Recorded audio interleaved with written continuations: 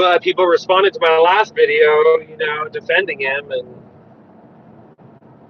the reality is, at least in my opinion, so most gurus are salesmen. Most spiritual teachers are salesmen. At least most gurus who claim to be gurus, or spiritual teachers who openly claim to be spiritual teachers, a lot of times they're salesmen. And a lot of times the real gurus are the ones who don't claim to be the gurus. When I think back in my life of the things I've learned the most from, or the beings, animals included, that I've learned the most from, many of them, not all of them, many of them did not say to me, I am here to teach you things, or I am a teacher, I am a guru. And I learned so much from those things. So when I see somebody, paying for advertisements that pop up on my YouTube channels for, spiritual teachings that he has that are, top secret and very deep, and, it's the science of Indian spiritual thought, which is a, over 3,000-year-old tradition. So it's nothing new. The science, like the system of metaphysical thinking and metaphysics in India is very old. But, it's kind of like somebody once said, real ninjas don't wear ninja clothes. And I would say the same thing, real gurus don't have to dress up to be like a guru, don't have to pretend or represent themselves in any certain way. And,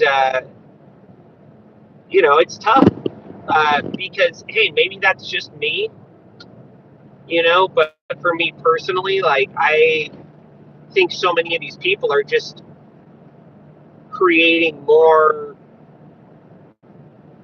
harm than good, in a sense. They're creating systems, thought, and beliefs, or sharing certain systems of thought and belief with certain attachments and expectations that actually push people further away from one another, actually push people, some people, further away from themselves. So, for me, I just am not finding in his teachings real wisdom, real deep wisdom. And I think that I'm looking for that, and I look all over YouTube. I don't seem to find it, so I will make my own videos to play for myself. And just try to help people realize that the real spiritual wisdom, the real depth of things is not something somebody can tell you in a lecture. Isn't something somebody can tell you in a book. It's something that comes from life itself, from being alive. And, something that, for it to grow, it must be, watered by life experience that keeps coming and feeding into it and supporting it. And people create these systems of thinking where they need to limit themselves from the world and other people and limit themselves. And I just don't know if that's really the way to get beyond kind of the patterns of thought that cause us to suffer so much. I hope that people can see those moments, see those instances that are beyond the thought, and gravitate towards those things. For as long as these religions are around and these systems of thinking, and this is it. Let me put it into words, and let's all nod our heads and agree on the words and what there comes to be a lot of disagreement, and there's still a lot of suffering and issues in the world that collectively they haven't been able to solve. But, I live in a town with like a lot of Christian churches. I'm not dissing the Christians, but just an example. There's still a problem with the homeless people not having enough food to eat. There's still a housing crisis. There's still, social problems that aren't being dealt with. And there's these huge churches with big properties and a bunch of money. And it's like, same thing in India. I mean, no offense to India, but it's like if there is some amazing metaphysical wisdom in India that's so incredible, that's so deep, that's so advanced, and yes, I know there was colonialization in India, but why would India still be so fucked up? There's so many gurus out there. Why are there still so many poor people? The gurus come over here. It's just like a Christian missionary going over to another country and realize that it might have caused more problems than it solved. So maybe you'll want to try it, especially if I tell you this is going to be the answer to all your problems. It's going to help you with every single thing that bothers you. These people are, unfortunately, they're lying to themselves and they're lying to other people. They're trying to say, I got this one thing. This is going to help you with all your problems. It's like, here's the one thing that's going to help you with all your problems. It's not a thing. Here's the one system of belief that's going to help you with your suffering. It's not a system of belief. It's a system of not belief. Here's the one thing that's going to help you actually live your life to the fullest. It's not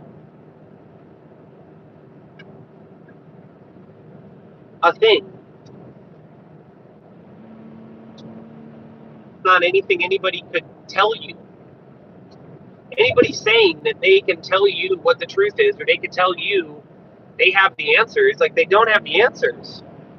Nobody has all the answers. Somebody could say, okay, I got some answers about some things. A lot of things I'm confused about. Here's what I know. Many things I don't know. But when anybody's trying to say, oh, I got all the answers, it's like bullshit. You are a salesman. You are trying to sell yourself as the person who has all the answers. So who knows?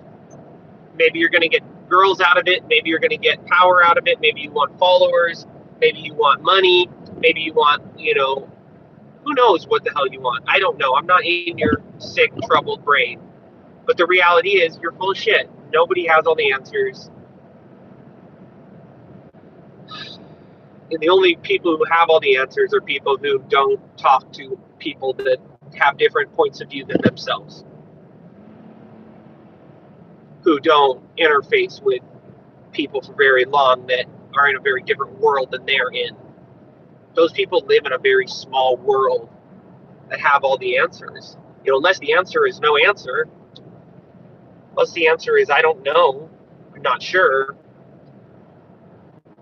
it's so hard to find good, essential stuff.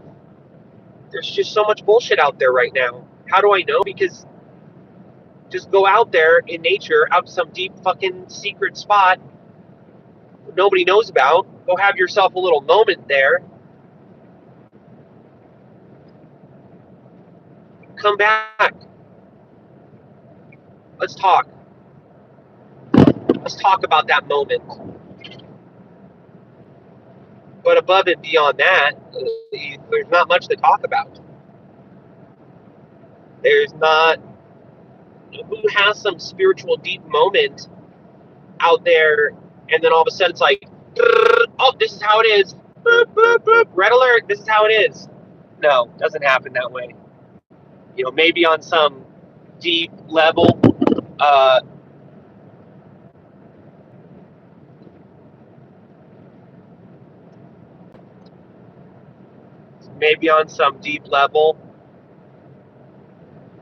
afterwards you come up with some thinking, but really we don't. We come up with these thoughts after the moment's over.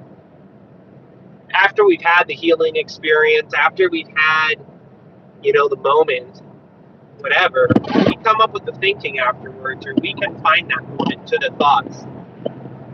Those moments are beyond thoughts. They're beyond limitation. deepest wisdom is beyond limitation. It's beyond words. It's mysterious.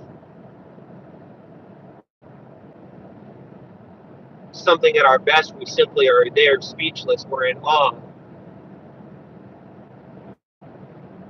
So it's upsetting when people are trying to, sell people ideas that are limiting them, that are limiting their future, that are limiting planet Earth, that are limiting and developing the growth of the human species as a whole, because we're attached to these ideas, because we're attached to these concepts. And it's very hard to sell somebody no concept. It's very hard to sell somebody no teaching. It's very hard to sell somebody nothing. But that's, at the end of the day, like, that's all there is to sell. That's worth buying. It's the thing that's free. It's the thing you could get from just going and talking to somebody who's old, who's had a lot of experience in life, or somebody who's been through a lot of suffering, has struggled a lot. Those things you could learn for free. You could learn those things, go and just sit under a tree for a period of time. Just go run like crazy or something, or dance. Who knows? I don't know. You could get those things for free.